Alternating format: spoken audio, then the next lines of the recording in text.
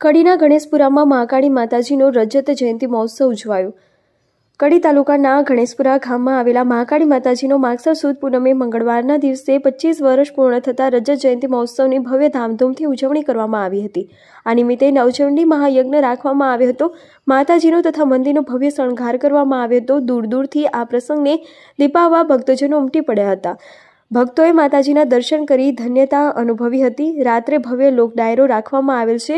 મહાઆરતી બાદ ભક્તોએ મહાપ્રસાદનો લાભ લીધો હતો। આ સમગ્ર આયોજન ગણેશપુરા સમસ્ત ગામજનો વતી કરવામાં આવ્યું હતું। આજના કાર્યક્રમ વિશેની માહિતી આપો ને। અમારું ગામ ગણેશપુરા, તાલુકો કડી, જિલ્લો મહેસાણા। આજે અમારા ગામમાં શ્રી મહાકાળી માતાજીનો પાટોત્સવ નિમિત્તે 25 વર્ષ પૂરા થતા હોવાથી ધજા ચડાવવાનો પ્રોગ્રામ અને સમસ્ત ગામને જમવાનો પ્રોગ્રામ રાખેલો છે અને હવન પણ રાખેલા છે।